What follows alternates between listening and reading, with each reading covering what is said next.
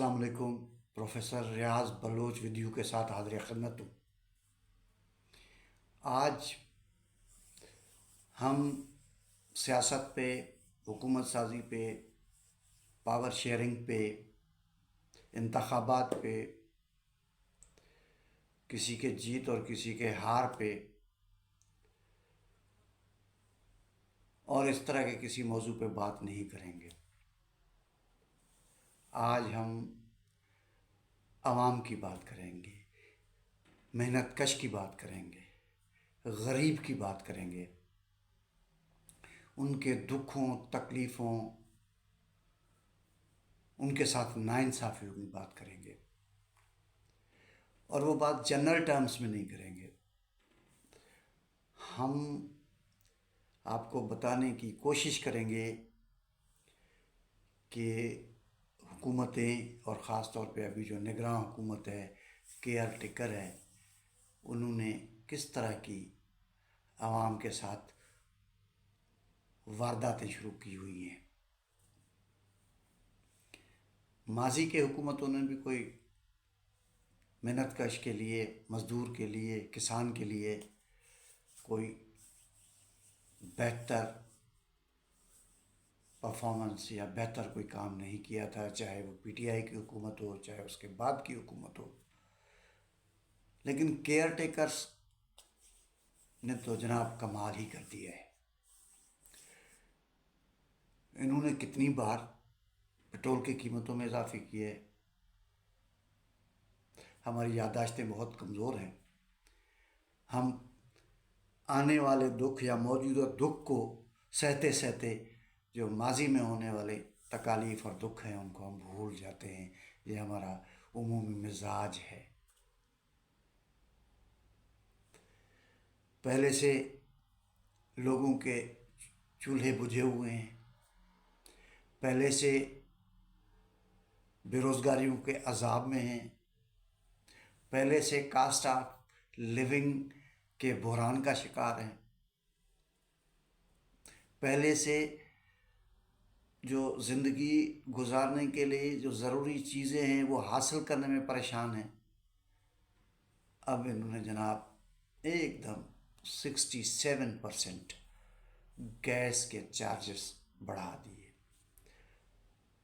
اب ایک مزدور جو کہ ہمارے پاس جو منیمم ویج ہے وہ 35,000 روپے ہے، اور میں یہ دعویٰ سے کہہ سکتا ہوں، جو میں دیکھ رہا ہوں اپنے ارد گرد، 50 سے 60% ادارے 35,000 روپیہ پر منتھ مزدور کو ادا نہیں کرتے۔ اب مجھے یہ بتائیں کہ ان حالات میں وہ اپنے بچوں کو کیسے ایجوکیشن دے سکتے ہیں، وہ صحت اور دوائیوں کا بندوبست کیسے کریں گے، وہ اپنے گھر کو کیسے مینٹین کریں گے، کرایہ کیسے دیں گے۔ پاکستان کا یا دنیا کا بڑے سے بڑا اکنامسٹ اس ایک چھوٹے گھر کا، وہ دنیا کے اور ملکوں کے بجٹ بناتے ہیں، لیکن اس چھوٹے گھر کے ایک یونٹ کا بجٹ 35,000 روپے میں نہیں بنا سکتے۔ اب 67% گیس میں اضافہ کر دیا۔ یہ کل کی بات ہے، اور آج پھر 142 زندگی بچانے والے ادویات کی قیمتوں میں اضافے کی منظوری دی۔ اب یہ ایک رپورٹ ہے، لیکن کہنے والے یہ کہتے ہیں کہ یہ زندگی لائف سیونگ ڈرگ جن میں قیمتوں میں اضافے کی منظوری دی ہے وہ 262 آئٹمز ہیں۔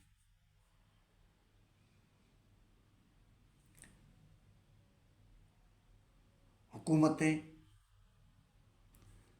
زندگی کو بہتر گزارنے کے لیے ان کو مدد دینی چاہیے، وہ زندگی چھین رہے ہیں، وہ بریتھنگ چھین رہے ہیں،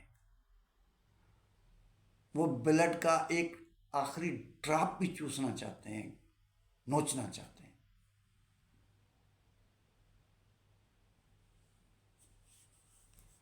अब एक और आगे जो बात है बड़ी अफसोसनाक है कि जी डीरेगुलराइज्ड कर दिया है इनको, डीरेगुलराइज्ड। अब रेगुलराइजेशन जो है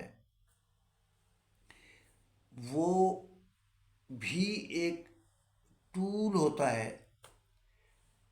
हुकूमतों के पास आइनी तौर पे, कानूनी तौर पे, कि वो तमाम इस तरह के जो अदारे हैं, दवा साज कंपनियां हैं, तेल और गैस के अदारे हैं, या दीगर मुख्तलिफ़ किस्म की जो रोज़मर्रा की ज़िंदगी में काम आने वाले अशिया बनाने वाले जो जो चीज़ें हैं, उनको कीमतों को कंट्रोल करने, उनके क्वालिटी को कंट्रोल करने के लिए रेगुलेटरी बॉडीज़ बनती हैं, और उसमें शहरियों को यह हक़ हासिल होता है कि वो अगर क्वालिटी कंप्रोमाइज़ होता है किसी चीज़ का, या कीमतों में जो है वो 2 नंबर तरीके से, गलत तरीके से इजाफा होता है, तो कंप्लेंट फाइल कर सकते हैं। उसके प्रोसीडिंग्स होते हैं, बुलाया जाता है फरीकैन को, और उसके बाद वो फैसला करते हैं। और जहाँ डीरेगुलेशन हो जाए उस पर सरकार का या रेगुलेटरी बॉडी का कोई अख्तियार नहीं होता। वो मार्केट फोर्सेस डिसाइड करती हैं कि भाई अगर पैरासीटामोल जो है वो मार्केट में ज़्यादा आ गया तो उसकी कीमत कम हो जाएगी। अगर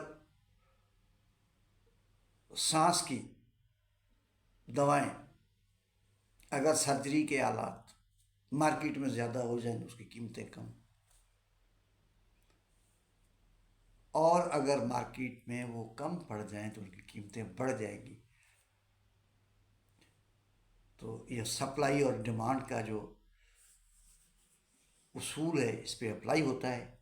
और फिर बड़े तरीके ईजाद किए हुए हैं सरमाएदारों ने कि वो किस तरह मार्केट में चीज़ों को शार्ट करते हैं, मसनूई बहरान पैदा करते हैं, मसनूई किल्लत पैदा करते हैं, और फिर बड़े पैसे बटोरते हैं, और फिर जनाब जो है वो चीज़ें फिर मार्केट में लाते हैं, और इस तरह से अपने मुनाफे बनाते हैं।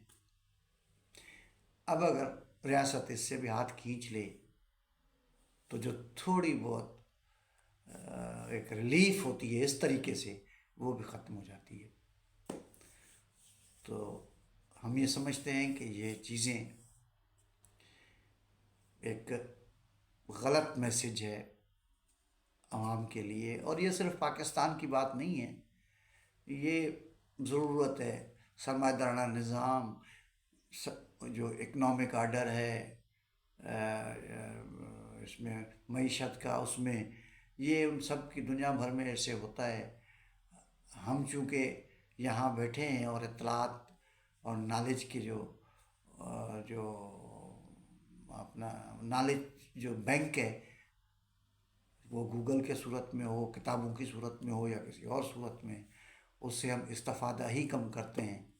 लिहाजा दुनिया में और कहाँ क्या कुछ हो रहा होता है, इन सरमायादारी के अपने तौर तरीके, अपने मेथड और चलाने के अपने तरीके हैं। उनका अव्वल और आखिर जो हदफ होता है वो ज़्यादा से ज़्यादा मुनाफा कमाना होता है। उसके लोग मर जाएं, ज़िंदगियां बर्बाद हो जाएं, लोग यतीम हो जाएं, घर बर्बाद हो जाएं, ये तो जो है वो इस हद तक भी जो है ना, वो एक स्कॉलर ने, माहिर मईशत ने, कार्ल मार्क्स ने ये कहा था कि सरमायादार इतने ग्रेडी और लालची होते हैं कि अगर उनको पता लग जाए कि उनके फांसी लगाने वाला जो जो जो रस्सी है उसकी मार्केट में डिमांड बहुत ज़्यादा है, तो वो फंदे पर चढ़ जाएंगे, लेकिन रस्सी ज़रूर बनाएंगे और उसको बेचेंगे ज़रूर। लालच की इंतहा ये होती है।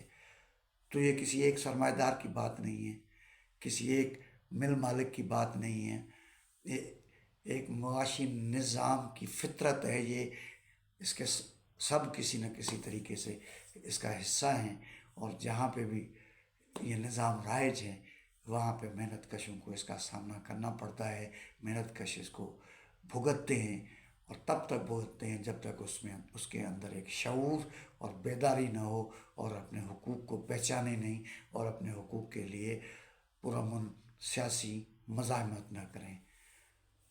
تو اس دردناک خبر کے بعد